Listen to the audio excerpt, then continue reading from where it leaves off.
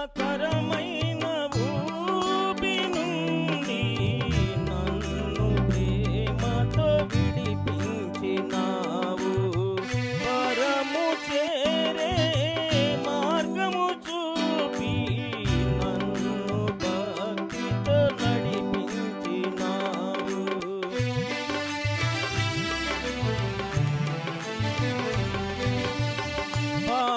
పాపకరమైన ఊబి నుండి నన్ను ప్రేమతో విడిపించినావు. పరము చేరే మార్గము చూపి నన్ను భక్తితో నడిపించినావు.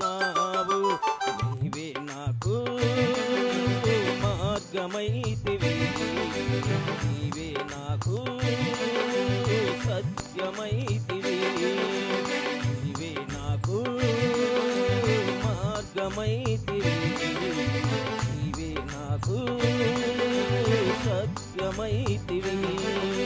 నీవే నీవే నాకు జీవమైతివి. చేసితివి నాకెన్నో ఘనమైన మేలులు, నేనెట్లా మరచెదనయ్యా యేసయ్యా, నేనెట్లా మరచెదనయ్యా.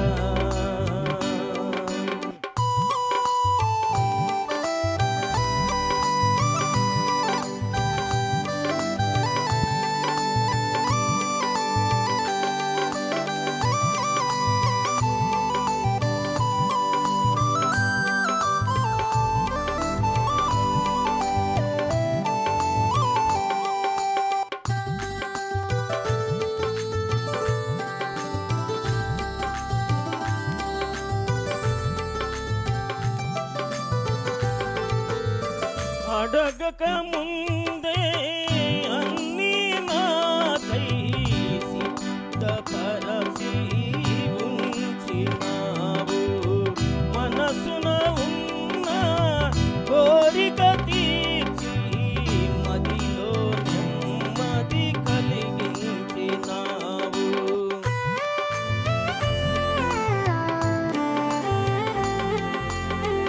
అడగక ముందే అన్నీ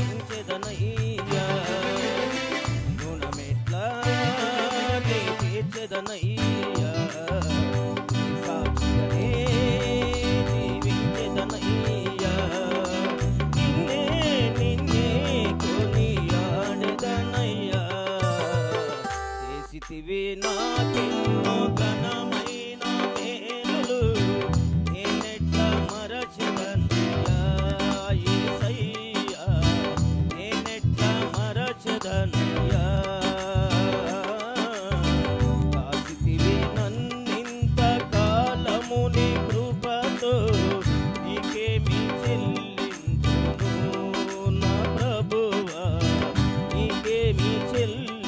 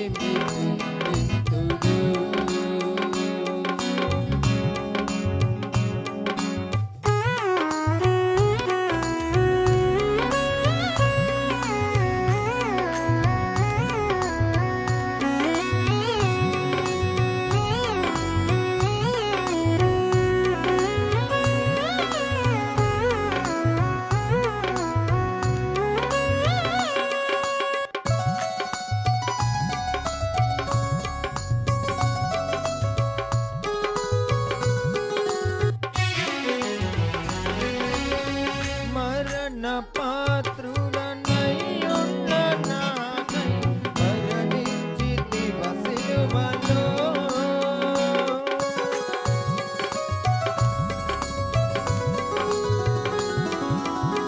మరణ పాత్రుడనయ్యున్న నాకై మరణించితివ సిలువలో. కరుణ చూపి నీ జీవమార్గాన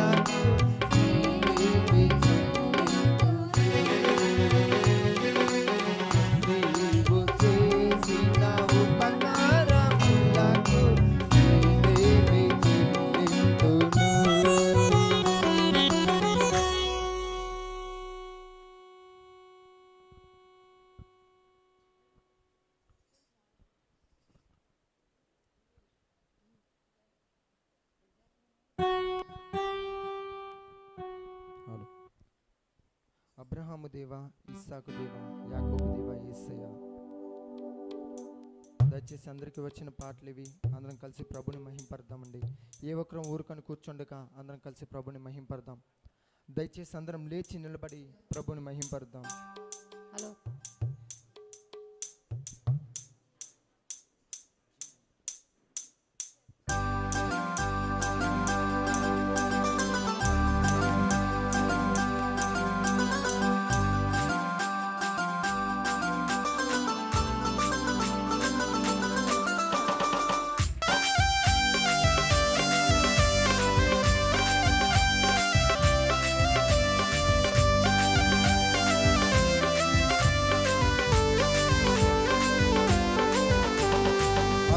అబ్రహాము దేవా, ఇస్సాకు దేవా, యాకోబు దేవా, యేసయ్యా, రాజులకు రాజా, ద్వితీయ దేవా, సర్వశక్తిమంతుడా. అబ్రహాము దేవా, ఇస్సాకు దేవా, యాకోబు దేవా, యేసయ్యా, రాజులకు రాజా, ద్వితీయ దేవా, సర్వశక్తిమంతుడా. హల్లెలూయా హోసన్నా, హోసన్నా, హల్లెలూయా హోసన్నా, హల్లెలూయా హోసన్నా, హోసన్నా, హల్లెలూయా హోసన్నా, హల్లెలూయా హోసన్నా, హోసన్నా, హల్లెలూయా హోసన్నా, హల్లెలూయా హోసన్నా, హోసన్నా, హల్లెలూయా హోసన్నా. అబ్రహాము దేవా, ఇస్సాకు దేవా, యాకోబు దేవా, యేసయ్యా, రాజులకు రాజా, ద్వితీయ దేవా, సర్వశక్తిమంతుడా.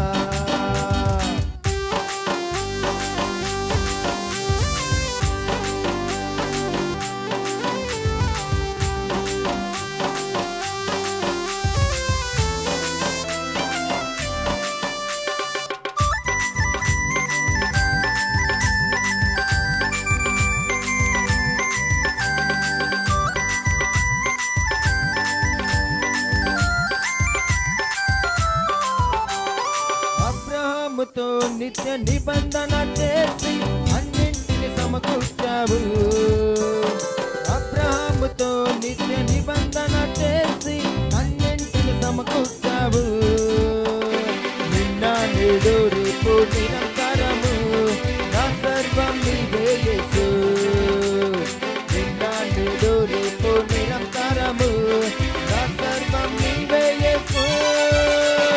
హల్లెలూయా హోసన్నా, హోసన్నా, హల్లెలూయా హోసన్నా, హల్లెలూయా హోసన్నా, హోసన్నా, హల్లెలూయా హోసన్నా, హల్లెలూయా హోసన్నా, హోసన్నా, హల్లెలూయా హోసన్నా, హల్లెలూయా హోసన్నా, హోసన్నా, హల్లెలూయా హోసన్నా. అబ్రహాము దేవా, ఇస్సాకు దేవా, యాకోబు దేవా, యేసయ్యా, రాజులకు రాజా, ద్వితీయ దేవా, సర్వశక్తిమంతుడా.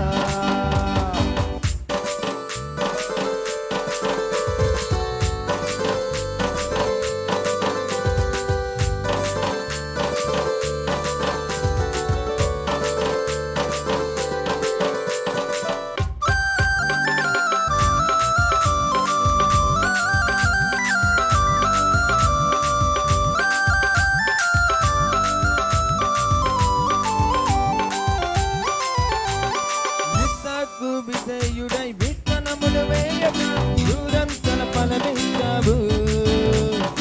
ఇస్సాకు విధేయుడై విత్తనములు వేయగా దూరం ఫలమిచ్చావు. నిన్న నేడు రేపు నిరంతరము నా సర్వం నీవే యేసు. నిన్న నేడు రేపు నిరంతరము నా సర్వం నీవే యేసు.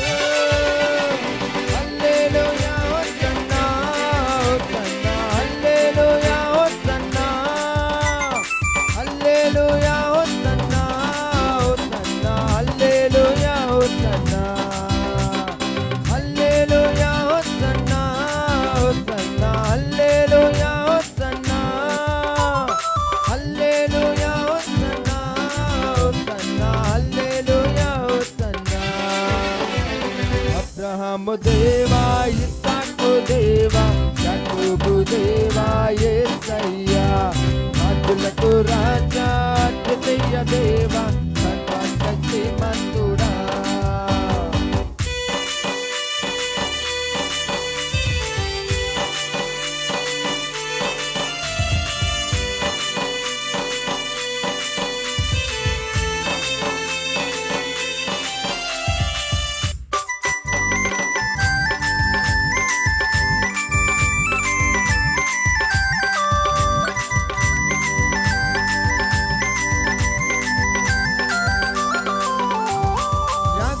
యాకోబును విడువక నిత్యము ప్రేమించి దినదినము హెచ్చించావు.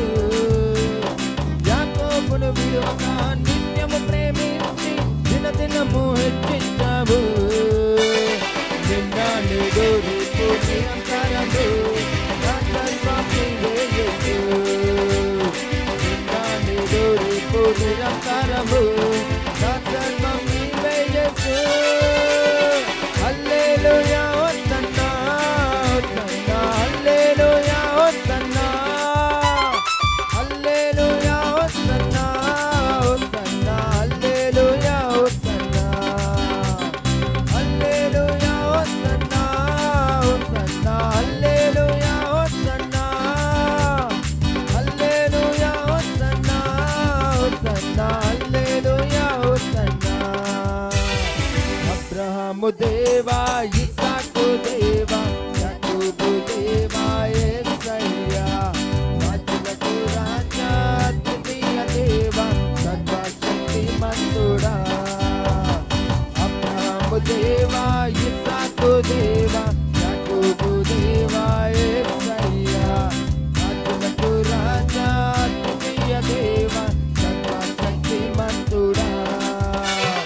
హల్లెలూయా హోసన్నా హోసన్నా హల్లెలూయా హోసన్నా హల్లెలూయా హోసన్నా హోసన్నా హల్లెలూయా హోసన్నా హల్లెలూయా హోసన్నా హోసన్నా హల్లెలూయా హోసన్నా హల్లెలూయా హోసన్నా హోసన్నా హల్లెలూయా హోసన్నా హల్లెలూయా హోసన్నా హోసన్నా హల్లెలూయా హోసన్నా హల్లెలూయా హోసన్నా హోసన్నా హల్లెలూయా హోసన్నా.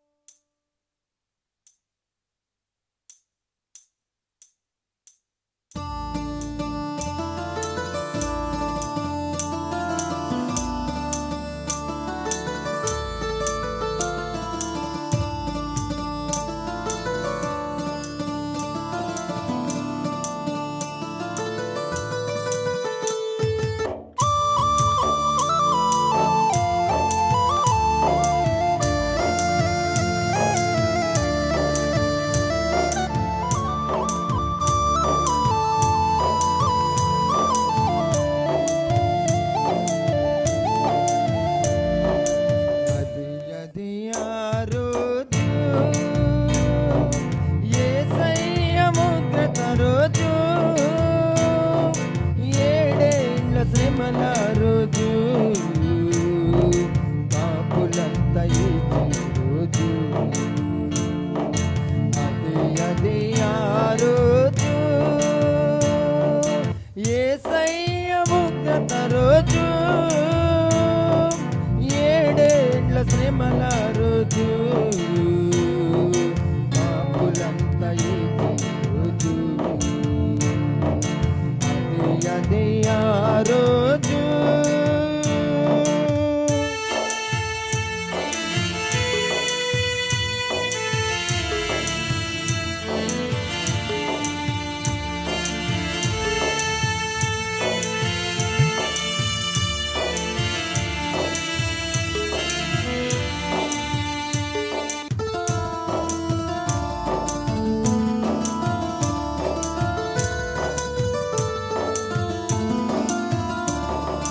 సూర్యుడు నలుపై రోజు,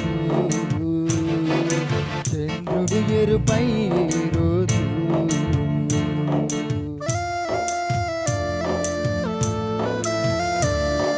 సూర్యుడు నలుపై రోజు, చంద్రుడు ఎరుపై రోజు, భూకంపం కలిగే రోజు,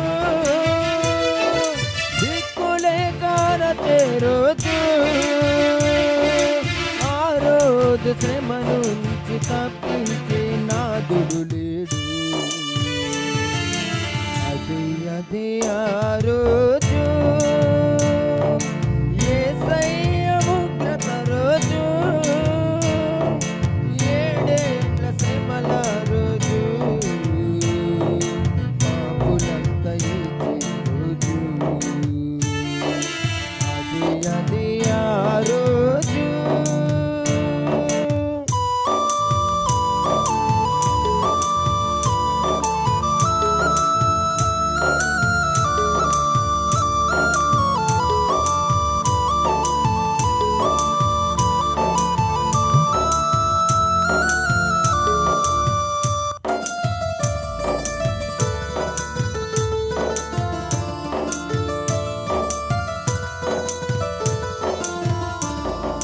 వ్యభిచారులు ఏడ్చే రోజు, మోసగాళ్ళు మసలే రోజు,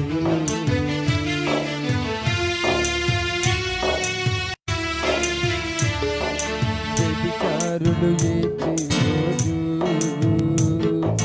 మోసగాళ్ళు మసలే రోజు, అబద్ధికులు అరచే రోజు, దొరికే రోజు, ఆ రోజు శ్రమ నుంచి తప్పించే నాదుడు లేడు. అది ఆ రోజు, యేసయ్య ఉగ్రత రోజు, ఏడేళ్ల శ్రమల రోజు, పాపులంతా ఏడ్చే రోజు. అది ఆ రోజు.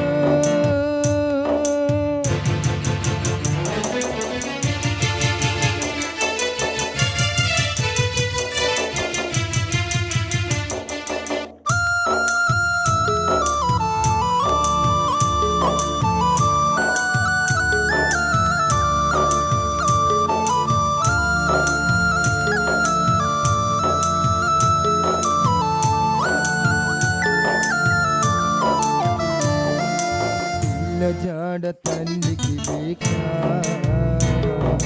తండ్రి జాడ పిల్లకు లేక,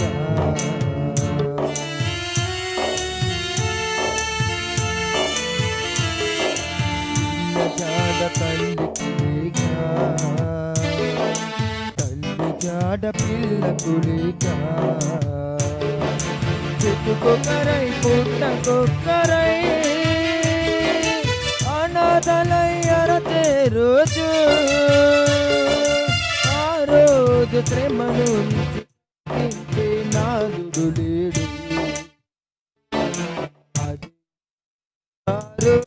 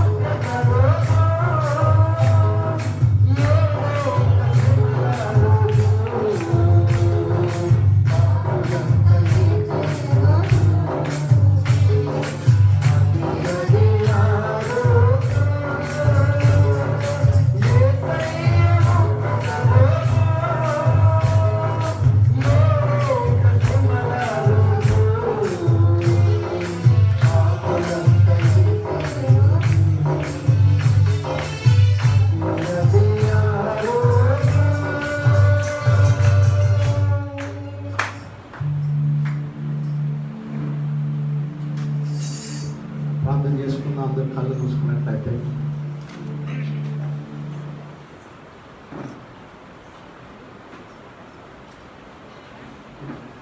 అందరూ ప్రార్థన చేసుకుందాం.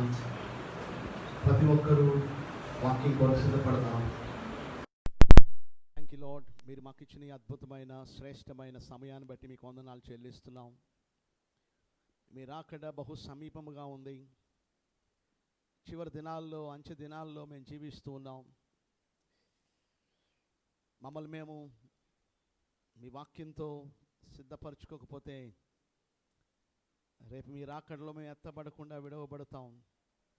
7 ఏండ్ల మహాశ్రమల్లో మేము యాతన పడి నిత్య అగ్నిగుండములోకి వెళ్ళిపోయి యుగ యుగాలు మేము మీకు దూరముగా, మీ సన్నిధికి దూరముగా నిత్య యాతనలో మేము అనుభవిస్తాం.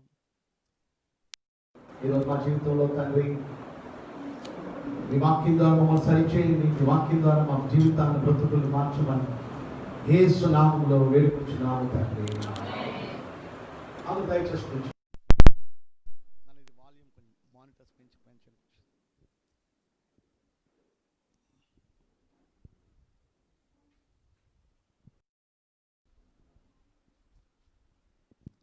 దేవుని నామానికి స్తోత్రాలు. ఈ రీతిగా ప్రతి వారము దేవుని ఆరాధించడానికి దేవుడు మనకు అనుగ్రహించిన అద్భుతమైన శ్రేష్టమైన సమయాన్ని బట్టి మనం దేవునికి వందనాలు చెల్లించాలి. మనం చివరి దినాల్లో మనం ఉంటున్నాం. మనల్ని మనం బాగా సిద్ధపడాలి. ప్రభుకి మరింత సమీపముగా, మరింత దగ్గరగా మనం జీవించడానికి మనం అందరము నిర్ణయించుకోవాలి. అందుకే ప్రతి వారము ఒక పుస్తకంలో నుండి వర్తమానాలు మనం వింటూ అందులో నుండి కొన్ని క్వశ్చన్స్ కూడా మీకు ఇవ్వడం జరుగుతుంది.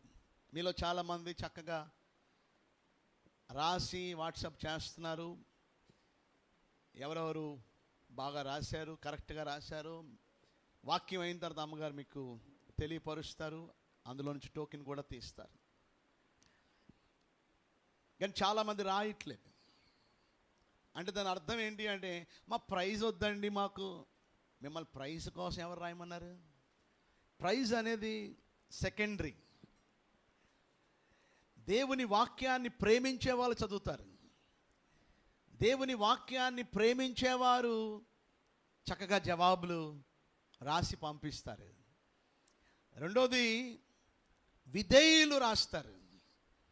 అరే దైవజనుడు చెప్పాడు, రాయమన్నాడు, చదవమన్నాడు, మనం చదవాలి, రాయాలి. దాన్ని విధేయత అంటారు. విధేయత లేకుండా మనం ఎంత భక్తి చేసినా వ్యర్థమే. Obedience is better than sacrifice అన్నాడు భక్తుడైన సమూయేలు. బలులు అర్పించుట కంటే మాట వినుట శ్రేష్టం. సో దేవుని మాట వినాలి. మీలో ఇక్కడ అందరికీ చాలా మటుకు 90% చదువు వచ్చిన వాళ్ళే. ఎంతమంది రాస్తున్నారు? ఎంతమంది ఆసక్తి చూపిస్తున్నారు? ఏమండి, ఒక 4 అధ్యాయాలు 5 అధ్యాయాలు చదవలేరా?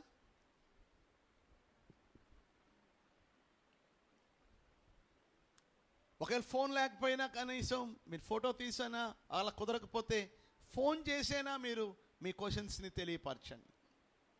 ఏ విధంగానైనా రాయండి, ఏ విధంగా అయినా చదవండి. ఈరోజు మీకు ఎగ్జాము, ఈరోజు మీకు పరీక్ష యోవేలు గ్రంథంలో నుండి ఉంటుంది. ఎందులో నుండి చెప్పండి? యోవేలు గ్రంథం. ఒకసారి బైబిల్ గ్రంథం చూద్దాం. యోవేలు గ్రంథం. కొంతమందికి ఎక్కడుందో ఎతుకుతున్నారు. యోవేలు గ్రంథం కొంచెం తీయడం కష్టమే.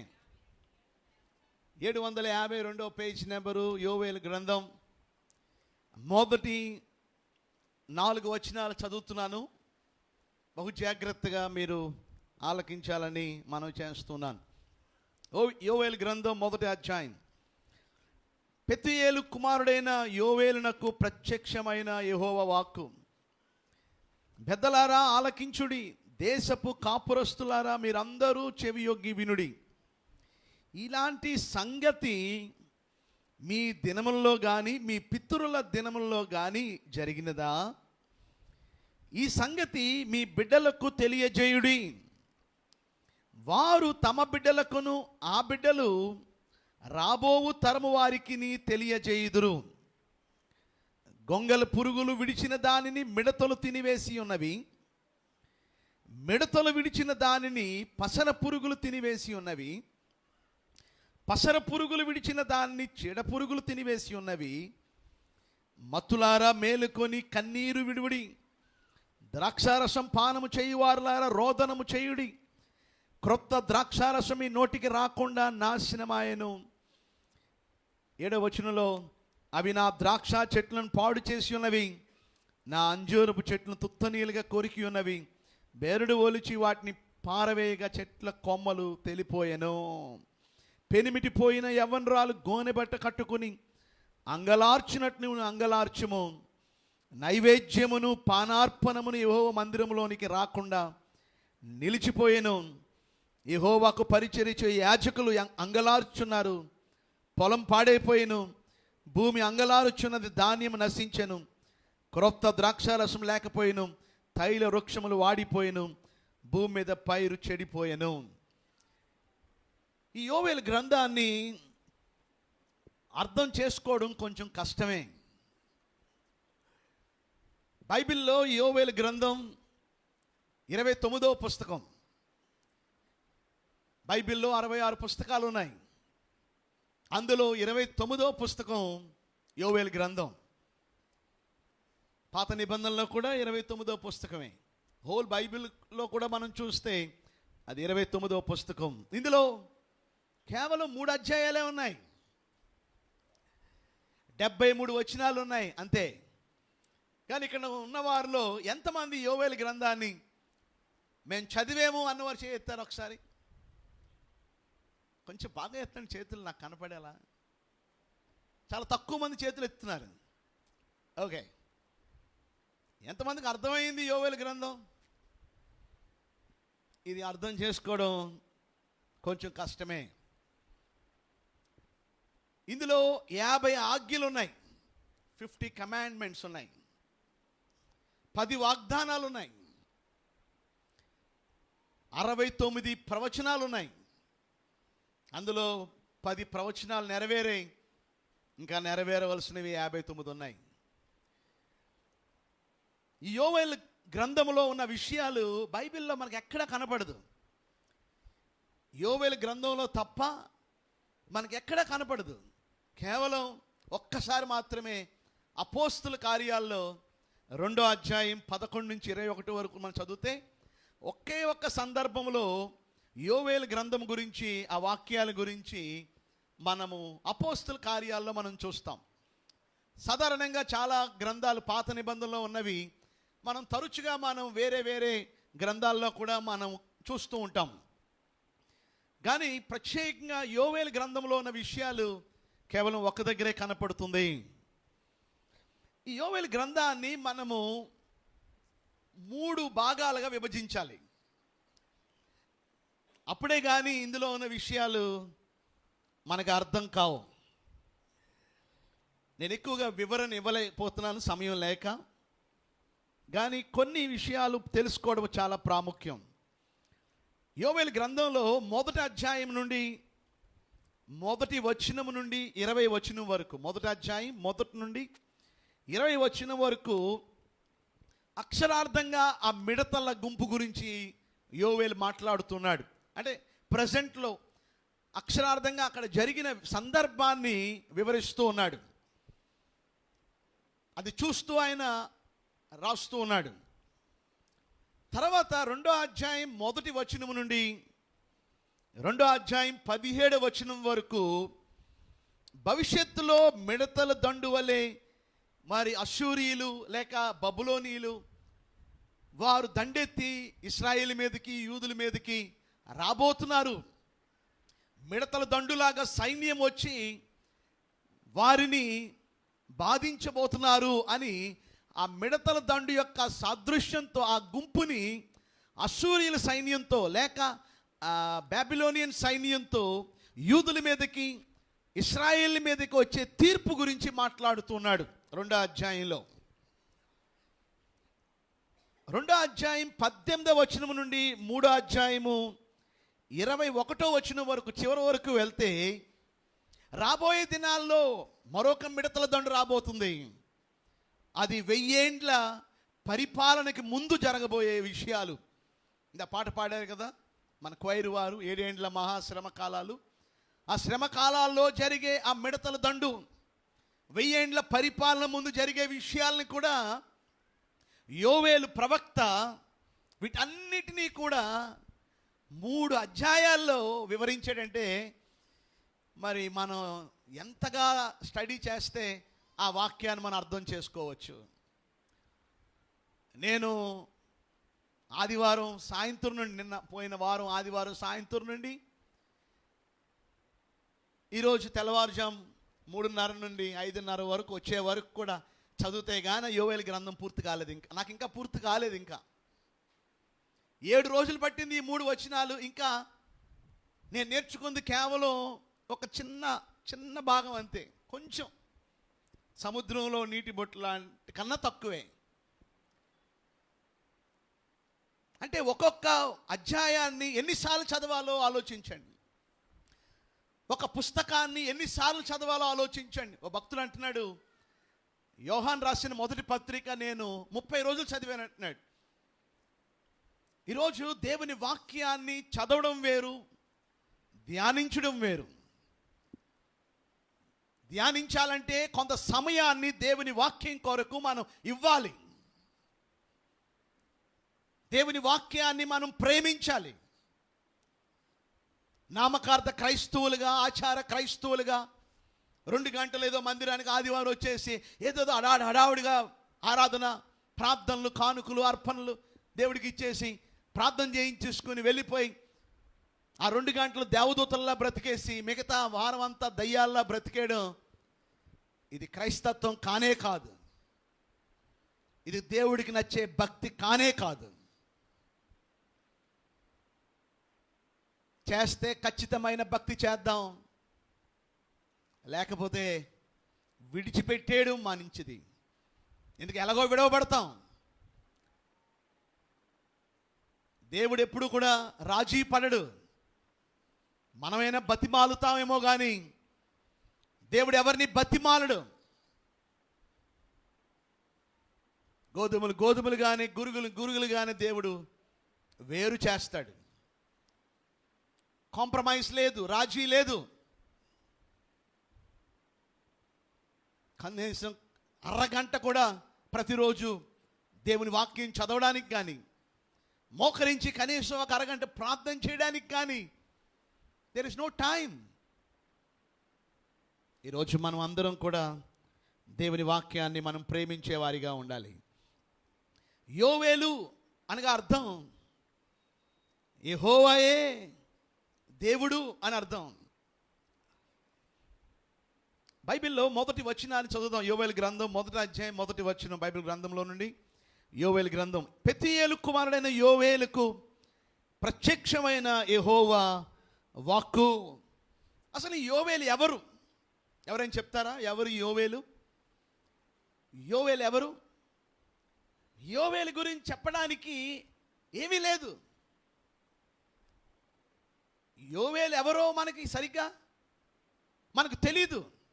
ఎందుకంటే ఆయన ఇంట్రడక్షన్ ఎలాగిచ్చుకున్నాడంటే పెతూయేలు కుమారుడు అంతే.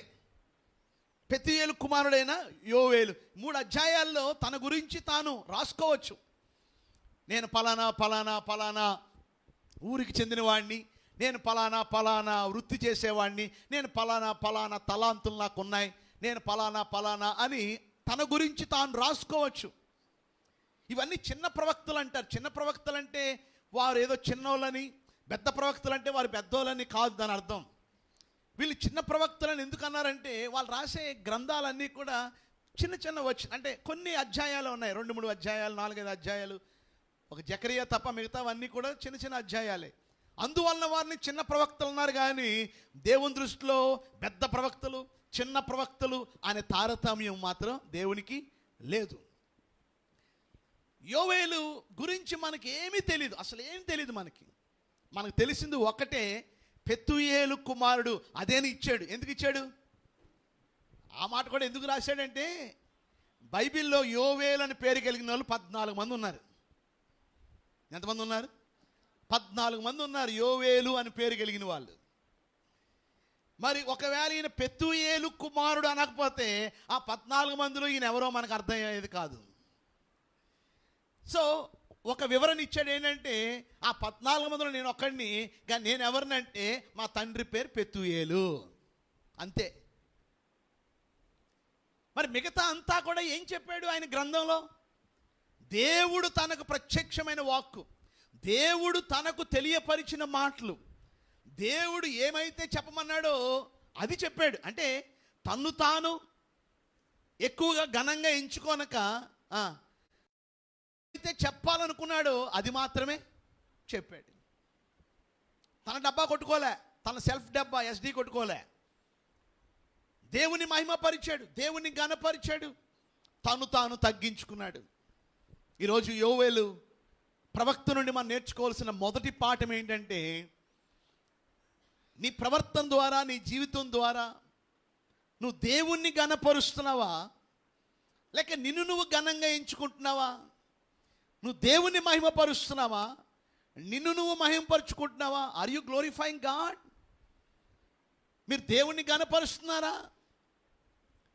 ఈరోజు తన గురించి తాను రాసుకోవాల్సిన, ఏమండి, తన గురించి తాను రాసుకోవడానికి అవకాశం ఉందా లేదా? ఏమండి, ఆయన గ్రంథం అది. ఏమండి, దేవుడు ఆయనకి ఇచ్చిన ఆ గ్రంథంలో తన గురించి తాను ఇంకా కొన్ని మాటలు కానీ అవసరం లేదనుకున్నాడు. నేనేది చెప్పాలో అది చెప్తే చాలు, నా గురించి ఇక ఏమీ అవసరం లే. బైబిల్లో మీరు గమనిస్తే ఒకసారి అపోస్తల కార్యాలు 8వ అధ్యాయం 4వ వచనం చూడండి ఒకసారి. అపోస్తల కార్యాలు 8:4.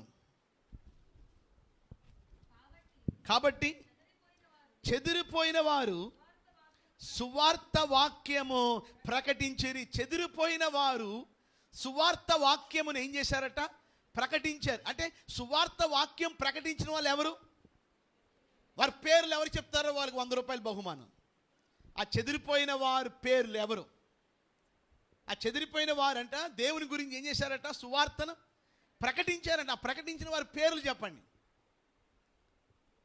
మనకు తెలీదు. పరిశుద్ధాత్మ దేవుడు వారి పేర్లు రాయడానికి ఇష్టపడలేదు. వారు ఏం చేశారో రాశారు, కానీ చేసిన వారు ఎవరో చెప్పబడలే. ఆ మాటలు మీకు అర్థమవుతున్నాయి మీకు? అంటే ఈరోజు మనం చేసే పని ముఖ్యం, కానీ ఎవరు చేశారో అనేది ముఖ్యం కాదు. ఈరోజు మనం ప్రతిరోజు, ఏమండి, నిన్నటి నుంచి మనం మొదలుపెట్టాం, రోజు విడిచి రోజు కొన్ని రోజులు, ఏమండి, అన్నదానం కొంతమంది పేదవారికి పంచిపెట్టాలని. ఎవరు ఇచ్చారో, ఎవరు చేశారో, ఎవరు వడ్డిచ్చారో, ఎవరు పంచారో అవసరం లేదు. దేవుడు అప్పగించిన పని మనం చేశామా లేదా, దేవుడి దగ్గర నుంచి మనం బహుమానం పొందుకుంటామా లేదా, అది ముఖ్యం. కానీ మనం అవసరమా? మనం చేసే పని 10 మందికి కనపడాలంటే అవసరం లేదు. ఈరోజు వారు అద్భుతంగా సువార్త ప్రకటించారు, కానీ వారు ఎవరో మనకి తెలీదు. చూడండి, బైబిల్లో యోహాను సువార్త 20వ అధ్యాయం 2వ వచనం చూద్దాం ఒకసారి. యోహాను సువార్త 20వ అధ్యాయము 2వ వచనంలో, ఏమండి, యోహాను సువార్త 20వ అధ్యాయము 2వ వచనం. కనుక ఆమె పరిగెత్తుకుని సీమోను పేతురు వద్దకును, యేసు ప్రేమించిన ఆ మరి యొక్క శిష్యుని యొద్దకును వచ్చి ప్రభువుని సమాధిలో నుండి ఎత్తుకొని పోయి ఆయన్ని ఎక్కడ ఉంచిరో ఎరగమని చెప్పాను. జాగ్రత్తగా వినండి. కొంతమంది స్త్రీలు పరిగెత్తుకుంటూ వచ్చారు. ఇది పునరుద్ధానం అయిన తర్వాత ఆదివారం రోజు జరిగిన విషయం. ఆమె పరిగెత్తుకుని వచ్చింది మగ్దలేనే మరియ, సీమోను పేతురు వద్దకును, యేసు ప్రేమించిన ఆ మరి యొక్క శిష్యుని వద్దకును. ఎవరెవరి దగ్గరికి వచ్చిందట? ఎవరెవరి దగ్గరికి అండి? సీమోను పేతురు దగ్గరికి, యేసు ప్రేమించే మరి యొక్క శిష్యుడు. ఆ మరి యొక్క శిష్యుడు ఎవరు మీకెలా తెలుసు? అసలు యోహాను సువార్త రాసిందే యోహాను గారు. మరి ఆయన రాసుకోవచ్చు కదా, ఏమని? పేతురు, అలాగే నేను అనే యోహాను, మేము మా దగ్గరికి ఎవరు మగ్దలేని మరియా గారు వచ్చారు, మేము ఇలాగా మాట్లాడింది. ఎక్కడ కూడా ఈ యోహాను సువార్తలో తన పేరుని అక్కడ ప్రస్తావించలే. ఏమని ప్రస్తావించుకుంటే యేసు ప్రేమించిన, ఏమండి, యేసు ప్రేమించిన మరి యొక్క, యోహాను సువార్తలో ఎక్కడైనా యేసు ప్రేమించిన మరి యొక్క శిష్యుడు అని మీకు కనపడితే వెంటనే మీరు ఆ బ్రాకెట్లో పెట్టేసుకోండి యోహాను గారని. అంటే ఇక్కడ మీరు గమనిస్తే ఇలా చెప్పుకుని పోతే ఒకే అంశం మీద మనకు టైం అయిపోద్ది. ఎక్కడ కూడా వారి పేర్లు కానీ వారి గొప్పతనాన్ని కానీ, ఏమండి, వారి యొక్క డాంబికాన్ని కానీ ప్రదర్శించారా? చెప్పండి. ఆంధ్రయ్య కూడా చేప కింద నీరు కింద, ఏమండి, ఆయన అండర్ గ్రౌండ్లోనే వర్క్ చేశాడే తప్ప ఎక్కడ కూడా ఎవరు కూడా హైలైట్ అవ్వలేదు. ఎక్కడ కూడా ఎవరు కూడా, ఏమండి, సెంటర్ ఆఫ్ అట్రాక్షన్గా నిలబడలా. సమస్త మహిమ ఘనత ప్రభావాలు ఆ దేవునికి మాత్రమే చెందునుగాక. ఈరోజు మనం చేసే పరిచర్య కావచ్చు, మనం చేసే పని కావచ్చు, మనం దేవుడి మీద ఉండే ప్రేమను వ్యక్తపరిచే విషయం కావచ్చు, ఏదైనప్పటికీ కూడా సమస్తము రహస్యంగా ఉండాలే తప్ప ఘనతని కోరుకునే వారిగా మనం ఎన్నడూ ఉండకూడదని మొదటి విషయం యోవేలు ప్రవక్తల నుండి మనం నేర్చుకుంటున్నాం. మరలా యోవేలు గ్రంథంలోకి వచ్చేద్దాం. చూడండి ఒకసారి యోవేలు గ్రంథం 2-3 వచనాలు. పెద్దలారా ఆలకించుడి, దేశపు కాపురస్తులారా మీరందరూ చెవియొగ్గి వినుడి. ఇలాంటి సంగతి మీ దినముల్లో కానీ మీ పితరుల దినముల్లో కానీ జరిగినదా? ఏమంటే ఇలాంటి సంగతి మీ దినాల్లో కానీ మీ పితరుల దినాల్లో కానీ మీ పూర్వీకుల దినాల్లో కానీ జరిగినదా? ఈ సంగతి అండర్లైన్ చేసుకోండి. ఈ సంగతి మీ బిడ్డలకు తెలియజేయుడి. వారు తమ బిడ్డలకును, వారు ఏం చేస్తారు? ఈ సంగతులు మీ బిడ్డలకు తెలియజేస్తే మీ బిడ్డలు ఏం చేస్తారు? వారి బిడ్డలకి తెలియజేస్తారు. మరి ఆ బిడ్డలు ఏం చేస్తారు? రాబోయే తరం వారికి, ఆ బిడ్డలకి వారు. అంటే ఈరోజు జనరేషన్ వెంబడి జనరేషన్కి దేవుని వాక్యం అందించబడాలి. అంటే ఈరోజు నువ్వు ఒక్కడవే వింటే కాదు, నువ్వు విన్న వాక్యాన్ని నీ బిడ్డలకి చెప్పాలి. నీకు జరిగిన మేల్ని నీ బిడ్డలకి చెప్పాలి. ఆ బిడ్డలు ఏం చేయాలి? ఆ బిడ్డలకి చెప్పాలి. ఆ బిడ్డలు ఏం చేయాలి? వారి బిడ్డలకి చెప్పాలి. ఆ విధంగా జనరేషన్ టు జనరేషన్ వెళ్ళాలి. దేవుని వాక్యం అందించబడాలి. ద్వితీయోపదేశకాండం 6వ అధ్యాయం ఒకసారి చూద్దాం. ద్వితీయోపదేశకాండం 6వ అధ్యాయం అందరూ తెరవండి. ద్వితీయోపదేశకాండం 6వ అధ్యాయము మొదటి వచనం నుండి చదువుతున్నాను చూడండి. నీవును నీ కుమారుడును నీ కుమారుని కుమారుడును, ఎవరెవరట? నీవు నీ కుమారుడు, నీ కుమారుని కుమారుడు, నీ దేవుడైన యెహోవాకు అంటే నువ్వు భయపడాలి. నువ్వు ఒక్కడ భయపడితే కాదు, నీ కుమారుడు కూడా భయపడాలి. నీ కుమారుడు ఒక్కడ భయపడితే సరిపోదు, నీ కుమారుడు యొక్క కుమారుడు అంటే ఫ్యామిలీ అంతా కూడా దేవునికి ఏం చేయాలి? భయపడాలి. భయపడి నేను నీకు ఆజ్ఞాపించు ఆయన కట్టడలన్నీ ఆజ్ఞలన్నీ నీ జీవిత దినములన్నిటిని గైకొనుచు నీవు దీర్ఘాయుష్మంతుడగునట్లు మీరు స్వాధీనపరుచుకున్నటకు ఏరు దాటి వెలుచున్న దేశమందు మీరు జరుపుకున్నటకు మీకు బోధింపవలనని మీ దేవుడైన యెహోవా ఆజ్ఞాపించిన ధర్మమంతయు అనగా కట్టడలు విధులు ఇవే. కాబట్టి ఇశ్రాయేలు నీ పితరుల దేవుడైన యెహోవా నీతో చెప్పిన ప్రకారం పాలు తేనెలు ప్రవహించే దేశంలో మేలు కలిగి బహుగా అభివృద్ధి నొందినట్లు నీవు వాటిని విని అనుసరించి నడుచుకొనవలెను. నువ్వు మేలు పొందాలంటే, అభివృద్ధి పొందాలంటే, పైకి రావాలంటే ముందుగా నువ్వు దేవునికి భయపడాలి. అంతేకాదు దేవుని మాటలు విని వాటిని ఏం చేయాలి? అనుసరించాలి. 4వ వచనం, ఇశ్రాయేలు వినుము, మన దేవుడైన యెహోవా అద్వితీయుడగు యెహోవా నీ పూర్ణ హృదయముతోను, ఏ విధంగా అండి? నీ పూర్ణ హృదయముతోను, నీ పూర్ణ ఆత్మతోను, నీ పూర్ణ శక్తితోను నీ దేవుడైన యెహోవాను ప్రేమింపవలను. నేడు నేను నీకు ఆజ్ఞాపించి ఈ మాటలు నీ హృదయములో ఉండవలను. నీవు నీ కుమారులకు వాటిని అభ్యసింపజేసి. ఎంతమంది ఇక్కడ ఉన్నవారు మీరు నేర్చుకున్న విషయాలు మీ బిడ్డలకి అభ్యసింపజేస్తున్నారు? అభ్యసింపజేసి నీ ఇంట కూర్చున్నప్పుడు, త్రోవ నడిచినప్పుడును, పండుకున్నప్పుడును, లేచినప్పుడును వాటిని గూర్చి మాట్లాడవలను. సూచనగా వాటిని నీ చేతికి కట్టుకొనవలను. అవి నీ కన్నుల నడుమ బాసికం వలె ఉండవలను. నీ ఇంటి ద్వార బంధముల మీదను నీ గవునుల మీదను వాటిని రాయవలను. అంటే నువ్వు మాట్లాడేటప్పుడు, నీ బిడ్డలతో మాట్లాడేటప్పుడు, నీ మనవలు, నీ ముని మనవలతో మాట్లాడేటప్పుడు ఏం మాట్లాడాలి? ఏం డిస్కస్ చేయాలి? దేవుని గురించి మాట్లాడాలి. దేవుని గురించి డిస్కస్ చేయాలి. దేవుని వాక్యాన్ని వారికి చెప్పాలి. మీకు జరిగిన మేళ్ళు, స్వీట్ మెమరీస్ అంటారు కదా, మీకు జరిగిన మేళ్ళు, గతంలో మీరు ఏ విధంగా ఉండేవారు, దేవుడు ఏ రీతిగా మిమ్మల్ని పైకి తీసుకొచ్చాడు, గతంలో దేవుడు మీకు చేసిన అద్భుత కార్యాలు, ఆత్మీయంగా, శారీరకంగా, వాటి అన్నిటినీ కూడా మీ బిడ్డలకి నేర్పిస్తే అప్పుడు వారేం చేస్తారు? ఏమండి? వారి పిల్లలు నేర్పిస్తారు. దానికి ముందు అసలు ఎందుకు చెప్పమంటున్నాడు ఇలాగా? మీ బిడ్డలకి బిడ్డలకి బిడ్డలకి ఎందుకు చెప్పమంటున్నాడు దేవుడు? ఎవరైనా గెస్ట్ చేస్తారా? ఎందుకు చెప్పమంటున్నాడు? మీకు జరిగింది మీ బిడ్డలకి చెప్పండి, మీ బిడ్డలకు జరిగింది ఆ బిడ్డలకు చెప్పండి. ఇవన్నీ కూడా అలా కంటిన్యూ అవ్వాలి. ఎందుకు అలా చెప్పమన్నాడు?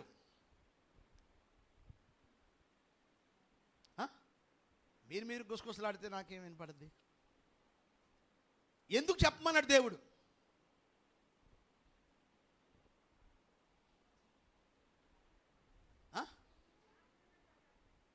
ఏమా? ఆశీర్వదింపడతారని. సింపుల్ ఆన్సర్ అని మీకు తెలిసిందే, మీరు చెప్పలేకపోతున్నారు. దీర్ఘాయుష్మంతులు అవ్వడానికి, స్వాధీనపరచుకోవడానికి.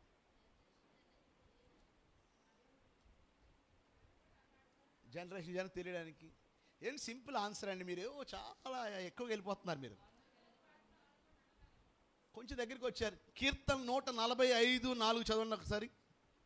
కీర్తనలు 145:4 ఒకసారి అంత తీనండి ఒకసారి. కీర్తన 145:4 వచనం.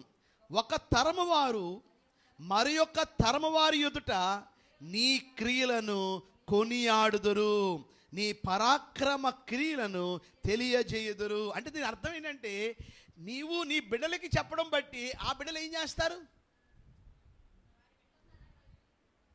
వారు దేవుణ్ణి కొనియాడుతారు, వారు దేవుణ్ణి స్తుతిస్తారు.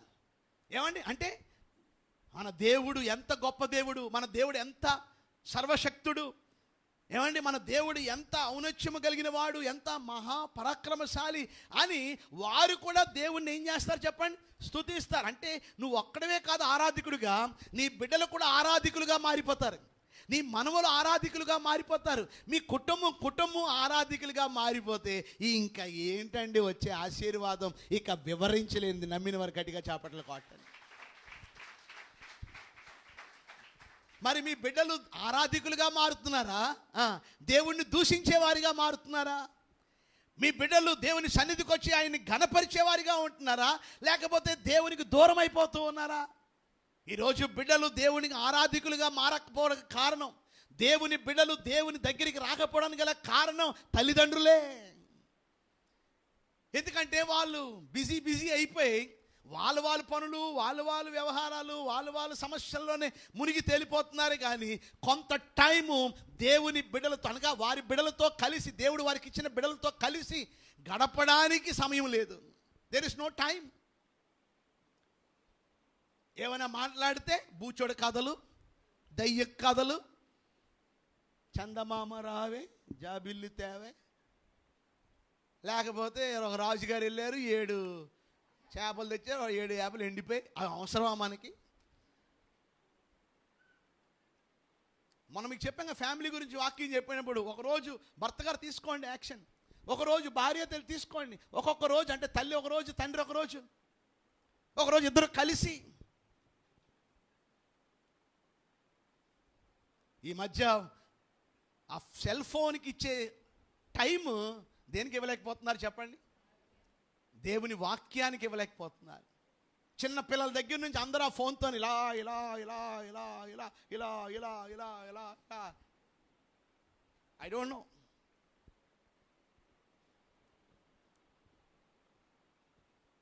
ఈరోజు వీలైతే యంగ్ అడల్ట్స్ మీ సెల్ ఫోన్స్ చెక్ చేస్తా, అందరు డిలీట్ చేసి వస్తారేమో. నేనేం చేయలేండి, ఒక నడిపిస్తే చేస్తాను, నాకెందుకు మధ్యలో. ఈరోజు మీరు ఎంతమంది మీ సెల్ ఫోన్స్లో యాప్స్ ఉన్నాయి, బైబిల్ యాప్స్ ఎంతమంది ఉన్నాయి, బైబిల్ స్టోరీస్ యాప్స్ ఉన్నాయి, బైబిల్ సంబంధించినవి చాలా ఉన్నాయి, కామెంటరీస్ ఉన్నాయి బైబిల్ సంబంధించినవి. ఏమండి, అనేకమైన విషయాలు బైబిల్లో కంకడెన్స్లు ఉన్నాయి. ఏమండి, ఒక మాటని 10 మాటలుగా చూపించేవి ఉన్నాయి. ఇప్పుడు యోవేలు గ్రంథం గురించి చెప్పాను, యోవేల్లో 14 మంది ఉన్నారన్నాను. ఏమండి, మీరు ఏం చేయొచ్చు అంటే గూగుల్లోకి వెళ్ళి 14 మంది ఎవరు అని కొడితే మీకు ఆటోమేటిక్గా 14 మంది పేర్లు వచ్చేస్తాయి. ఆటోమేటిక్గా 14 మంది పేర్లు బైబిల్ పెన్ను పుస్తకం తీసుకొని రాసేది, అయ్యగారండి మీరు 14 మంది ఉన్నారు కదా, టైం లేక మీరు చెప్పలేదు కదా, ఇదిగోండి అయ్యగారు 14 మంది పేర్లు, ఎవరైనా అంటారని చూస్తా. అంత ఇంట్రెస్ట్ ఎక్కడ ఉందండి మనకి, చెప్పండి. అందుకే మన కుటుంబం ఆశీర్వదింపబడట్లే, మన కుటుంబం ఆత్మీయంగా ఎదగలేకపోతుంది. ఈరోజు మనం మన బిడ్డలకి నేర్పాలి. తిమోతి గురించి పౌలు ఇచ్చే సాక్ష్యం ఒక్కటి చెప్తాను చూడండి ఒకసారి. 2 తిమోతి 1:5 చూడండి. 2 తిమోతి 1:5 నా ప్రార్థన యందు నిన్ను జ్ఞాపకము చేసుకొనుచు. ఏమండి, నీ కన్నీళ్ళు తలచుకుంటూ, అది కాదు 2 తిమోతి 1:5 చివరి భాగంలో చూడండి. ఆ విశ్వాసము మధ్యలో, ఆ విశ్వాసం 2 తిమోతి 1:5 చివరి భాగంలో, ఆ విశ్వాసం మొదట ఎవరిలో ఉంది?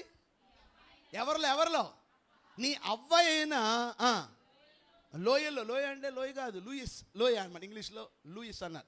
లోయలోను నీ తల్లి అయిన యునీకేలోను వసించను, అది నీయందు సహా వసించుచున్నదని నేను రూఢిగా. అంటే ఆ బీజం నీకు ఎక్కడొచ్చింది? మొదట ఎక్కడొచ్చింది? మా అమ్మ. ఎవరు చెప్పండి గట్టిగా, మా అమ్మ అనండి. మామ ఎవరు? మామ లోయో ఇంకొకటి మనకు అనవసరం. మామ ఎవరు? ఆత్మీయురాలు. ఆ ఆత్మీయత ఆ తల్లిలో, ఆ తల్లి నుండి ఎవరికి చెప్పండి? బిడ్డలో. మరి తండ్రి గురించి రాయబడలేదు. తండ్రి గురించి ఎందుకు రాయబడలేదు అంటే, చూడండి నా బైబిల్ చినిగిపోతుంది చూడండి. ఎంతమంది బైబిల్ ఇలాగ ఉన్నాయి అంటే మీరు చింపిమ్మని కాదు, చదువుతుంటే చిరిగిపోతాయి. ఏమండి, ఇది నాది ఎన్నో బైబిల్ నాకే తెలీదు. ఓకే, బైబిల్ చాలా పవిత్రంగా దాస్తారు కొంతమంది. అసలు ధూళి అంటదు, అసలు నలగదు. అలా దులుపుకుని తీసుకొస్తారు, అలా బీరోలో పెట్టేస్తారు, మళ్ళీ ఆదివారం తీసుకొస్తారు. అది కాదు ప్రేమ అంటే. వాక్యాన్ని పఠించాలి, చదవాలి, తినేయాల. నన్ను ప్రేమించు వారిని నేను అన్నీ తెలుసు. మళ్ళా నన్ను ప్రేమించు వారిని ఆస్తికర్తలుగా చేయుదును, వారి నిధులను. ఆయన ప్రేమించడం ఏంటి? ఆయన వాక్యాన్ని ప్రేమించడం, ఆయన వాక్యాన్ని ధ్యానించడం, ఆయన వాక్యాన్ని పఠించడం. కొంతమంది అమ్మగారు ఫోన్ చేసి, అమ్మగారు నాకు ఆ క్వశ్చన్ అర్థం కాలేదు, అదేంటో మళ్ళీ చెప్పండి అమ్మగారు. మళ్ళీ ఇంకోటి, ఎంతమంది ఫోన్లు చేస్తున్నారు, ఇంట్రెస్ట్ చూపిస్తున్నారు కొంతమందికి ఏం పట్టలేనట్టు. అలాగ ఉండొద్దండి దయచేసి. ఎంతగా మీరు దేవుణ్ణి ప్రేమిస్తారో అంతగా మీకు దేవుడు దీవెనలు ఇస్తాడు. నేను కేవలం శారీరకమైన దీవెనలు మాత్రమే చెప్పట్లే, అంతకన్నా ఎక్కువ దేవుడు మనకిస్తాడు. ఆమె సరే, ఈరోజు 2 విషయాలు మనం నేర్చుకున్నాం ఇప్పటి వరకు. ఏంటి? మొదటిది ఏంటండి? యోవేలు గురించి మనకి ఏమి, ఎందుకంటే ఎందుకు తెలీదు? ఆయన తన గురించి అంతగా చెప్పుకోలేదు. ఈరోజు మనం ఎప్పుడు మన గురించి ఎక్కువగా ఎస్డి కొట్టుకోవద్దు. ఎస్డి అంటే సెల్ఫ్ డబ్బా కొట్టుకోవద్దు. ఎవరి గురించి మన యొక్క మెయిన్ గోల్, నా దేవుణ్ణి నేను గణపరచాలి, నా దేవుణ్ణి నేను మహింప. అదే మన ఫోకస్, అదే మన సెంటర్ ఆఫ్ అట్రాక్షన్గా ఉండాలి. రెండోది నువ్వు వినాలి వాక్యాన్ని, నువ్వు వాక్యాలు ఎదగాలి. అది నువ్వు తీసుకెళ్ళి ఎవరికి చెప్పాలి? నీ కుమారులు చెప్పాలి. కుమారులు ఏం చేయాలి? వారి కుమారులు చెప్పాలి. అది ఆ విధంగా వెళ్ళడం వలన అందరూ కూడా దేవుణ్ణి ఏం చేస్తారు? కొనియాడతారు, ఆరాధికులుగా మారుతారు. కుటుంబం అంతా ఆరాధికులుగా మారితే ఎంత గొప్ప ఆశీర్వాదమో ఒకసారి మీరు ఆలోచించండి. ఆమేన్. ఈరోజు మనం యోవేలు గ్రంథములో అసలు మెయిన్ సబ్జెక్టులోకి వెళ్ళిపోదాం. అసలు ఎందుకు ఈ యోవేలు ఈ వాక్యాలు ఈ గ్రంథాన్ని రాశాడు? బైబిల్లో మీరు గమనిస్తే ఏ ప్రవక్త కూడా సాఫ్ట్ కాదు. మళ్ళీ చెప్తాను వినండి, ఏ ప్రవక్త కూడా సాఫ్ట్ కాదు. అందరూ కూడా మొహమాటం లేకుండా ముఖం మీద గుద్దినట్టే మాట్లాడారు అందరూ. అంటే ఎవరికి భయపడకుండా, ఉన్నది ఉన్నట్టుగా రాజీ పడకుండా దేవుడు ఏమైతే సెలవిచ్చాడో అది ప్రజలకి వారు వివరించారు. ఈరోజు మనము కూడా రాజీ పడకుండా, ఉన్నది ఉన్నట్టుగా మొహమాటం లేకుండా దేవుని వాక్యాన్ని మనం ఏం చేయాలి? ప్రకటించాలి. ఏం చెప్పాడు యోవేలు? చూడండి, ఆయన చెప్పిన మాటలని నేను మొత్తం ఈరోజు ఒక్కరోజు చెప్పలేను, కానీ ఆ పైన కొన్ని హైలైట్స్ మీకు చూపిస్తాను. చూడండి ఒకసారి 3వ వచనంలోకి రండి. 4వ వచనం, గొంగల పురుగులు విడిచిన దానిని మిడతలు తినివేసి ఉన్నవి. మిడతలు విడిచిన దానిని పసర పురుగులు తినివేసి ఉన్నవి. పసర పురుగులు విడిచిన దానిని చీడ పురుగులు తినివేసి ఉన్నవి. ఏం తినేసాయి? ఏం తినేసాయండి ఇవన్నీ? ఏం తినేసాయి? మొక్కల్ని, ఆ పంటని అంతటిని ఏం చేసాయి చెప్పండి? అవి నాశనం చేసేసాయి. అంటే ఇక్కడ చూడండి, గొంగల పురుగు విడిచిన దాన్ని కనీసం కొంత మిగిలిందంటే అవి అవి ఎవరు తినేశారు? మిడతలు ఏమైనా కొంచెం విధులు పెడితే అవి పసర పురుగులు. పసర పురుగులు ఏమైనా విడిచిపెడితే చీడ పురుగులు. అంటే ఇక ఏం లేదు, పంట లేదు, ధాన్యం లేదు, అంతా ఏమైపోయింది చెప్పండి? ఈ మిడతల దండు ఏం చేసింది చెప్పండి? అసలు ఆహారం లేకుండా మొత్తం అన్నిటినీ కూడా తినివేయడం జరిగింది. ఇంకా కొంచెం అర్థం అవ్వాలి, చూడండి 7వ వచనంకి రండి. నేను చదువుతాను, మీరు ఎవరు చదవద్దు.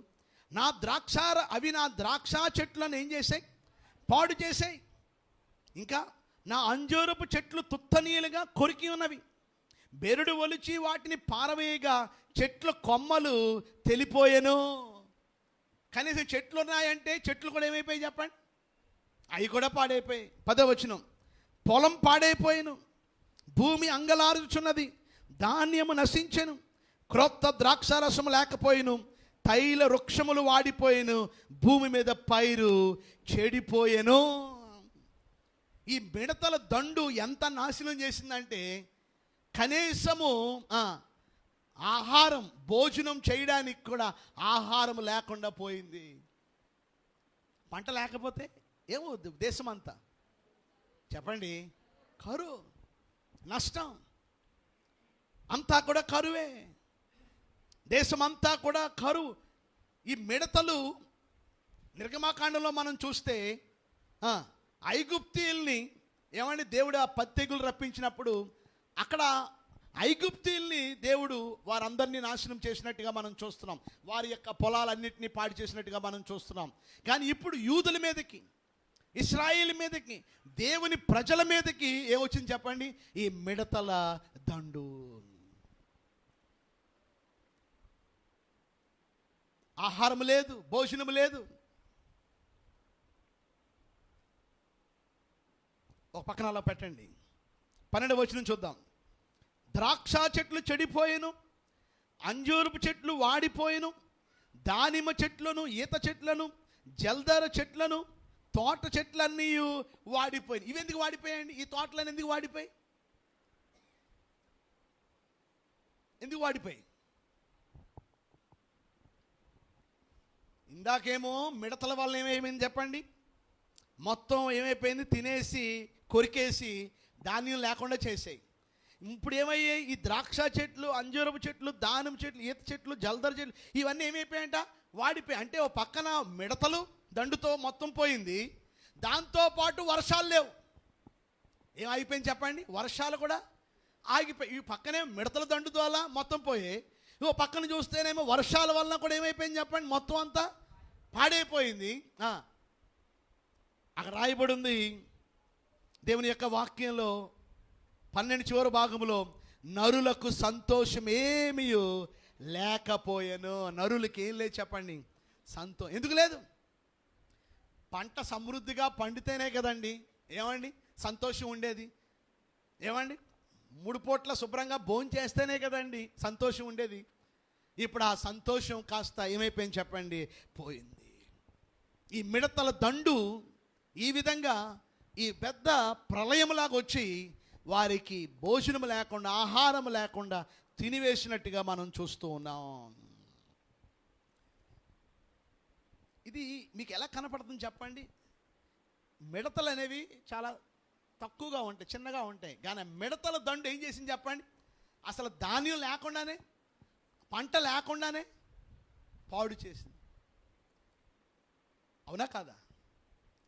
ఇప్పుడు పరిస్థితి గురించి ఆలోచించండి ఒకసారి. అక్కడ జరిగిన విషయం ఇప్పుడేమైనా మిడతల దండు వచ్చిందా? ఇప్పుడు వచ్చింది కరోనా వైరస్, కోవిడ్-19. భోజనం లేదు, ఆహారం లేదు. పెద్ద పెద్ద ఎంఎన్సీ కంపెనీసే, ఎంఎన్సీ అంటే మల్టీనేషనల్ కంపెనీస్లో పనిచేసి నెలకి ₹1,00,000, ₹1,50,000 సంపాదించిన వాళ్ళే ఆ ఉద్యోగాలు పోయి టీ కొట్టు పెట్టుకుంటారు, కొంతమంది ఇంకోటి పెట్టుకుంటున్నారు. అనేక మంది కోల్పోయారు. ఏది కేవలం 6 నెలల్లోనే.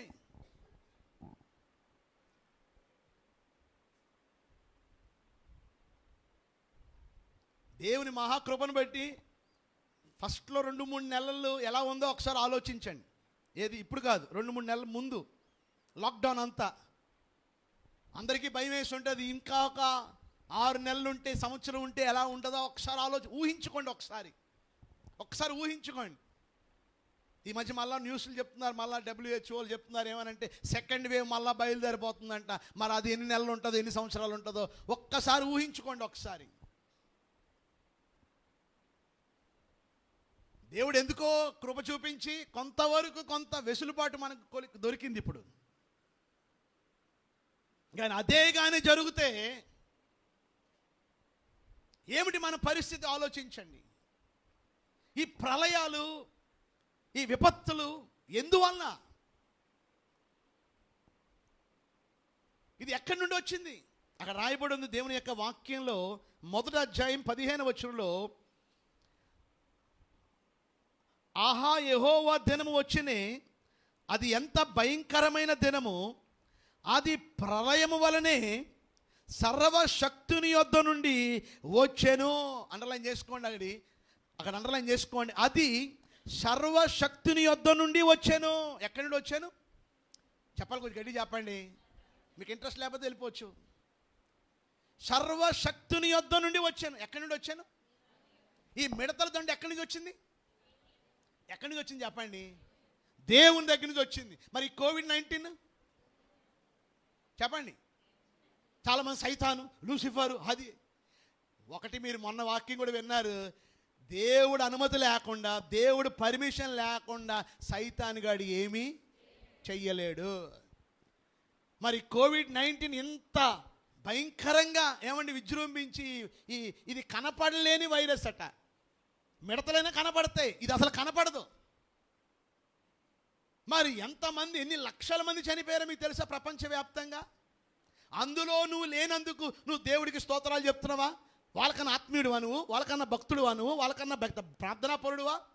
ఇందులో నాలాంటి అనేక మంది సేవకులు కూడా ప్రభు దగ్గరికి వెళ్ళిపోయారు. మనం ఏదో భక్తి గలవాలో అని, మనం ఏదో ఆత్మీయులు అని, మనం ఏదో గొప్పవాళ్ళని కాదు. ఎందుకో ఇంకా ఆయన పని జరిగించడానికి దేవుడు మనల్ని ఇంకా ఉంచాడు ఈ భూమి మీద. మన పాప సాక్ష్యం చెప్తుంది కదా, రోజుకి ₹60,000 ఖర్చు పెట్టి అక్కడ వైద్యం చేయించుకుంటున్నారండి విఐపీస్. పోయిన వారు విన్నారు కదా సాక్ష్యం. కానీ ఎంతమందికి కనీసం చీమ కుట్టినట్టు కూడా లేదు కొంతమందికి. ఇంకా చాలామంది దాన్ని చాలా చీప్గా, ఎగతాళిగా తీసుకుంటున్నారు. ఎంతగా దేవునికి రుణపడి ఉండాలి, ఎంతగా దేవుని యెడల కృతజ్ఞత కలిగి ఉండాలో. డబ్బు రక్షించదు మనల్ని, మన పొలాలు, మన బిల్డింగ్లు మనం రక్షించాం. ఇవన్నీ కూడా ఏ పార్టీవి చెప్పండి? ఒక 2 నెలలు హాస్పిటల్లో ఉంటే బిల్లు 50 లక్షలు వస్తుంది. నీ ఇల్లు అమ్మితే ఎంత వస్తుంది? 1,00,000 కూడా రాదు. ఇంకా 49 లక్షలు ఎక్కడి నుంచి తెస్తావు?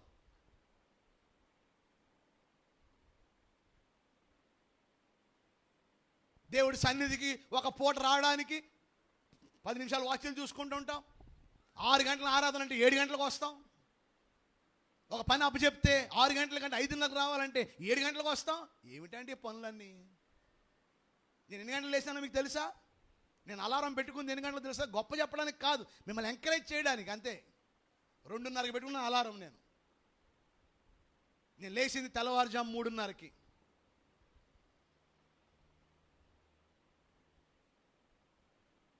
అప్పటి నుంచే వాక్యాన్ని చదువుతూ ఉన్నాను. అంటే ఈరోజు చదవలే, వారం అంతా చదువుతూ ఇంకా కంప్లీట్ అవ్వలేదు నాకు. ఈరోజు ఎంతమంది దేవుని అలా రీతిగా ప్రేమిస్తున్నారు చెప్పండి. ఒట్టొట్టి భక్తి చేయొద్దండి. చేస్తే ఖచ్చితమైన భక్తి చేయండి, మీరైనా మీ కుటుంబమైనా, లేకపోతే వదిలిపెట్టేయండి దేవుణ్ణి. ఈ మిడతల దండు ఎంత భయంకరమైనదో ఆలోచించండి. దీనికే ఇలాగ అయిపోతున్నామే. ఈ యోవేలు గ్రంథంలో 3 సందర్భాలు ఉన్నాయి. ఒకటేంటి, జరుగుతున్న విషయాలు. తర్వాత అష్షూరీయులు బబులోనియుల వలన వచ్చే వాళ్ళకి తెగుళ్ళు, మిడతల దండుని, ఆ సైన్యాన్ని ఆ అష్షూరీయుల సైన్యంతో పోల్చాడు. తర్వాత రాబోయే దినాల్లో 1000 ఏండ్ల పరిపాలనకు ముందు జరిగే మిడతల దండు దీనికన్నా భయంకరమైంది. అది ఎంత భయంకరమైందంటే, ఈ మిడతల దండు ఏం చేసిందండి? పంటల్ని, పొలాల్ని ఇవన్నీ నాశనం చేసాయి. కానీ రేపొచ్చే ఆ మిడతలు పొలాల జోలికి వెళ్ళవంట,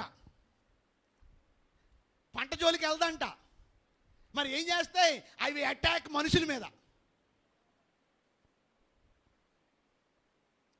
అందరి మీద కాదు. మరలా ఎవరికైతే దేవుడి ముద్ర ఉండదో, ఎవరైతే దేవుడు తాలూకా కాదో వారందరి మీదకి ఉగ్రత రాబోతుంది. అదొక భయంకరమైన రోజు. ఒక్కసారి అది కూడా ఒకసారి టచ్ చేసి దాని గురించి మళ్ళీ తర్వాత ధ్యానిద్దాం. ఒకసారి అది కూడా టచ్ చేద్దాం. ఒకసారి చూడండి. ఒకసారి ప్రకటన గ్రంథం 9వ అధ్యాయంలోకి రండి. ఒకసారి అందరూ తెరవండి. ప్రకటన గ్రంథం 9వ అధ్యాయం నేను చదువుతాను, ఒకసారి జాగ్రత్తగా వినండి. ఒకసారి ప్రకటన గ్రంథం 9వ అధ్యాయం 5వ దూత బూర ఊదినప్పుడు ఆకాశము నుండి భూమి మీద రాలిన ఒక నక్షత్రమును చూచితిని. అగాధము యొక్క తాళపు చెవి అతనికి ఇయ్యబడెను. అతడు అగాధము తెరవగా పెద్ద కొలిమిలో నుండి లేచు పొగ వంటి పొగ అగాధములో నుండి లేచెను. ఆ అగాధములోని పొగ చేత సూర్యుణ్ణి వాయుమండలమును చీకటి కమ్మెను. ఆ పొగల్లో నుండి, అండర్లైన్ చేసుకోండి, ఆ పొగల్లో నుండి మిడతలు భూమి మీదకి వచ్చాను.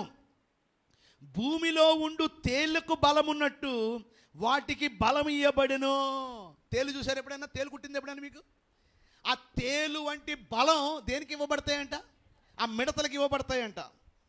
4వ వచనం, మరియు నొసళ్ళ యందు, అండర్లైన్ చేసుకోండి, నొసళ్ళ యందు దేవుని ముద్ర లేని మనుషులకే తప్ప భూమిపైనున్న గడ్డికైనను ఏ మొక్కలకైనను మరి ఏ వృక్షమునకైనను హాని కలగజేయకూడదని వాటికి ఆజ్ఞ ఇయ్యబడెను.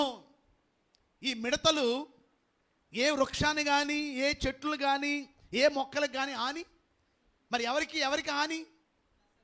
నొసళ్ళ మీద దేవుని ముద్ర లేని మనుషులకు. అంటే దేవుని ముద్ర ఎవరికైతే నొసళ్ళ మీద ఉండదో, అంటే వీళ్ళు ఎవరిల్లు? 666 ముద్ర వేసుకున్న వాళ్ళందరి మీదకి. ఆ దినాల్లో 666 ముద్ర వేసుకుంటే దేవుడి నుండి వస్తుంది తెగుళ్ళు. ఒకవేళ వేసుకోకుండా ఉంటే ప్రభుత్వం మీద నుండి వస్తుంది. అది ఒక భయంకరమైన 7 ఏండ్ల మహాశ్రమ కాలాలు. సో ఇవి ఎవరికి మీదకి వస్తాయి? ఈ మిడతల దండు మనుషుల మీద. ఏ మనుషుల మీదకి? ఏమండి? నొసళ్ళ మీద ముద్రలు. మరి ఇక్కడ ఉన్నవారు మీరు ఎంతమంది ఏమండి మీ నొసళ్ళ మీద దేవుని పేరు అంటే ఏమన్నది అక్కడ? నొసళ్ళ మీద దేవుని ముద్ర. నొసళ్ళ మీద ఎంతమంది దేవుని ముద్ర వేయించుకుంటారు? లేదా వేయించుకోవన్న వాళ్ళు చేయొద్దండి. అర్థం కాలేదని చెప్పేది. మళ్ళీ చెప్తాను చూడండి. నొసళ్ళ మీద దేవుని యొక్క ముద్ర వేయించుకుంటే, దేవుని ముద్ర ఉంటే ఈ తెగులు ఉండదు. ఏ తెగులు ఉండదు? ఈ మిడతల దండు ఉండదు. ఏది ఉంటే? ఎంతమంది దేవుని ముద్ర వేయించుకుంటారంటున్నా? చేయొద్దండి, చేయొద్దండి అందరూ. ఎత్తరా? ఓకే. మేము దేవుని ముద్ర వేయించుకోము అన్నవాళ్ళు చేయొద్దండి. వేయించకపోతే ఉంది. అయితే మీకు ఒక మాట చెప్తాను, వినండి. ఎంతమంది వేయించుకుంటారన్నారు? ఏమండి, మిమ్మల్ని అడుగుతున్నానండి. ఈ వేయించుకునేది మనం కాదు. ఎందుకు మనం కాదన్నానంటే, మనం ఉండం కనుక గట్టిగా చేపట్లు కొట్టండి. కొట్టడానికి గట్టి సరిపోవండి, కొట్టడానికి గట్టిగా చేపట్లు. మనం ఎందుకు ఉండం? ఇప్పుడు వెలిగింది బుర్ర బల్బు. మనం ఉండం, మనం ఎత్తబడతాం. మరి ఇది ఎవరంటే, నొసల మీద దేవుని ముద్ర ఉన్న వాళ్ళు ఎవరంటే యూదులు. వీళ్ళు యూదులు. 144,000 మంది యూదుల్ని దేవుడు రక్షించబోతున్నాడు ఆ టైంలో. ఆ 144,000 మంది గురించి అక్కడ రాయబడి ఉంది. వాళ్ళకి తప్ప మిగతా లోకంలో ఉన్న వాళ్ళు ప్రతి మనుషుడు ఎవరైనప్పటికీ కూడా, క్రైస్తవుడు కాని వ్యక్తి, ఏమండి, ఎస్ఏసి మినిస్ట్రీసా, బుప్పేస్ మినిస్ట్రీసా, ఏ మినిస్ట్రీస్ అయినా కూడా, మీకు అర్థమైందా? ఏ ఒక్కరైనప్పటికీ కూడా మీకు అర్థమైందా? చాలామంది అంటారు ఎస్ఏసి మినిస్ట్రీస్ ఒక్కటే పరలోకానికి వెళ్తుందా? కాదు. ఎస్ఏసి మినిస్ట్రీస్ వాళ్ళు పరలోకంలో ఉంటారు, వేరే మినిస్ట్రీస్ వాళ్ళు పరలోకంలో ఉంటారు. ఎస్ఏసి మినిస్ట్రీస్ వాళ్ళు నరకంలో ఉంటారు, వేరే మినిస్ట్రీస్ వాళ్ళు కూడా. మినిస్ట్రీస్ రక్షించవు, మనం చర్చ్ మనం రక్షించదు. నువ్వు ఏ చర్చిలో ఉన్నావా అనేది ముఖ్యం కాదు. నువ్వు రక్షించబడ్డావా? నీ హృదయాన్ని దేవుడికి ఇచ్చావా? మారు మనసు పొందావా? ఆయన రాకడిని అపేక్షిస్తున్నావా? దేవునికి మరింత దగ్గరగా సమీపంగా నువ్వు జీవిస్తున్నావా? వాక్యం ఉన్న సంఘములో సరైన వాక్యం చెప్పే ఆ బేస్ కలిగిన వాక్యంలో నువ్వు నిలబడుతున్నావా లేదా అనేది ముఖ్యం. ఈ దినాల్లో ఈ వాక్యాలు లేవు, ఈ దినాలు ఇలాంటి పాటలు లేవు. అన్నీ కూడా ఆశీర్వాదం, స్వస్థత, దీవెనలు, మేడ మీద మేడలు, గేదెలు, బిల్డింగ్లు, ప్రాస్పారిటీ గాస్పల్ చెప్పేస్తున్నారు అందరూ. ఇది కాదండి, ఇది ముఖ్యం. చూడండి ఒకసారి ఆ తెగుళ్ళు ఏం చేస్తాయి చూడండి, అక్కడ రాయబడి ఉంది. ఏమనుంది అక్కడ చూడండి. ఆ మిడతల రూపము యుద్ధమునకు సిద్ధపరచబడిన గుర్రములను పోలి ఉన్నాయి. బంగారం వలె మరియు కిరీటములు వంటి వాటి తల మీద ఉండును. వాటి ముఖములు మనిషి ముఖములు వంటివి, స్త్రీల వెంట్రుకలు వంటి వెంట్రుకలు కల వాటికి ఉండెను. వాటి పళ్ళు సింహపు కోరల వలె ఉండెను. ఇనుప మైమరుము లాంటి మైమరుములు వాటికి ఉండెను. వాటి రెక్కల ధ్వని యుద్ధమునకు పరిగెత్తున్నట్లు విస్తారమైన గుర్రపు రథముల ధ్వని వలె. ఎలా ఉంటుంది మిడతల ధ్వని? ఎలా ఉంటుందట? గుర్రముల యొక్క రథముల వలె ధ్వని ఉంటుందంట.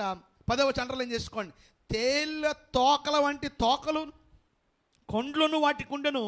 5 నెలల వరకు వాటి తోకల చేత మనుషులకు హాని చేయుటకు వాటికి అధికారం ఉండెను. పాతాళపు దూత వాటిపై రాజుగా ఉన్నాడు. ఎబ్రీ భాషలో వానికి అబోధినుని, క్రీస్తు దేశపు భాషలో వాని పేరు అపోలియను. అపోలియన్ అంటే నాశనము అని అర్థం. ఎన్ని నెలలు ఈ బాధ? ఏమండి ఎన్ని నెలలండి? 5 నెలలు. అక్కడ ఏమని రాయబడింది చెప్పండి. అలాంట చనిపోవడానికట మొర్రపెట్టినను ఇక చావు రాదట. ఏమండి, చచ్చిపోవాలనుకున్నా చావలేదండి. ఎక్కడుందా వాక్యం చూడండి. 6వ వచనం మర్చిపోయాం మనం. ఆ దినముల్లో మనుషులు మరణమును వెతుకుదురు. 5వ వచనం మనం చదవలేదా? మరియు వారిని చంపుటకు అధికారం ఇవ్వబడలేదు. ఇవి ఏం చేయమంటే ఈ మిడతలు మనల్ని చంపవు. అదేంటి చంపేస్తే బాగుంది, చంపవు. మరి ఏం చేస్తాయి? ఏమండి, మరియు వారిని చంపుటకు అధికారం ఇవ్వబడలేదు, కానీ 5 నెలల వరకు బాధించుటకు వాటికి అధికారం ఇవ్వబడును. వాటి వలన కలుగు బాధ తేళ్ళు మనుషుని కుట్టినప్పుడు బాధ వలె ఉండును. ఆ దినముల్లో మనుషులు మరణమును వెతుకుదురు కానీ అది వారికి దొరకదు. చావవలనను ఆశపడుదురు కానీ మరణము వారి యొద్ద నుండి పారిపోవును. ఇదేంటండి? అమ్మో ఈ బాధ పడలేం బాబోయ్, ఈ తేళ్ళు మేము కుట్టుకుంటే, అమ్మో మేము బతకలేం బాబోయ్, మేము చచ్చిపోతామంటే చావు రాదట. ఇలాగ ఎన్ని నెలలు చెప్పండి, ఎన్ని నెలలు? ఒక తేలు ఒక్కసారి కొడితేనే ఆ 24 గంటలు ఉంటుంది అంటారు. అలాంటిది భయంకరమైన తేలులు బహుగా బాధ పెడుతుంటే ఎంతమంది కుట్టించుకోవాలని చప్పట్లు కొట్టండి.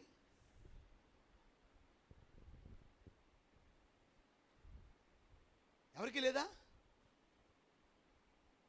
కానీ ఇక్కడ ఉన్న వారిలో కొంతమంది కుట్టించుకుంటారు. అందులో నేనుండొచ్చు, మీరుండొచ్చు, చెప్పలేము.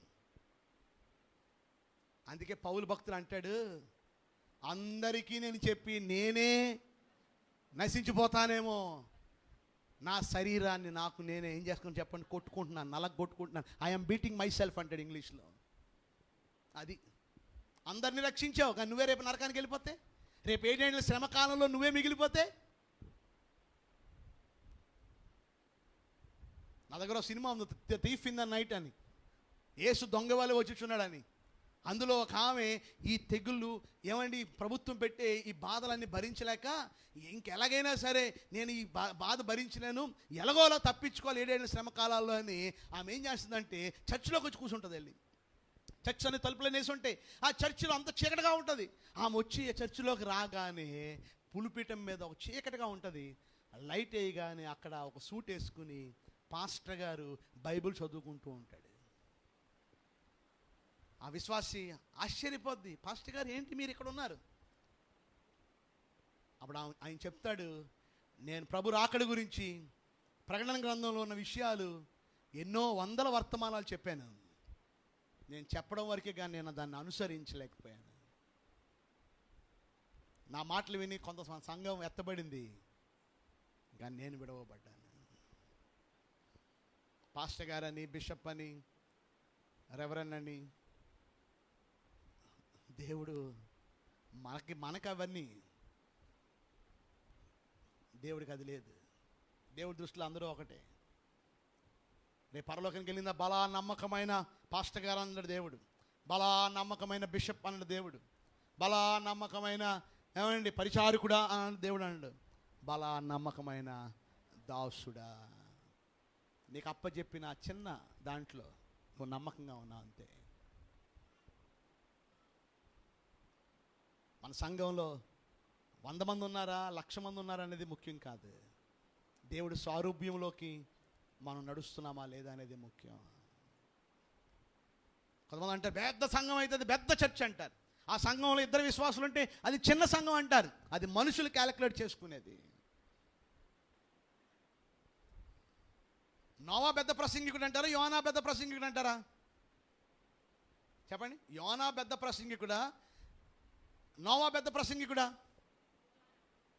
యోనా. ఇద్దరూ ఒకటే. ఏమన్నా ఆ దినాల్లో దేవుడు నోవాను వాడుకున్నాడు, ఆ దినాల్లో యోనాను వాడుకున్నాడు. కానీ యోనా గారు వాక్యం చెప్తే 1,20,000 మంది మారిపోయారు. అంటే 1,20,000 మంది వచ్చేసారు దేవుడి దగ్గరికి. పెద్ద స్పీకరే. మరి నోవా గారు 100 సంవత్సరాలు చెప్పాడు, నీతి గురించి ప్రకటించాడు, కానీ ఒకడు మారలే. ఎవరున్నారండి సంఘంలో? ఆయన భార్య, పెద్ద కొడుకు, భార్య, రెండో కొడుకు, భార్య, మూడో కొడుకు, భార్య, 8 మందే. ఇక ఏం లేదు, చర్చ్ ఇంకేం లేదు, ఉన్నది 8 మందే. అంటే 8 మంది ఉంటే అది చిన్న సంఘం, 1,20,000 మంది ఉంటే పెద్ద సంఘమా?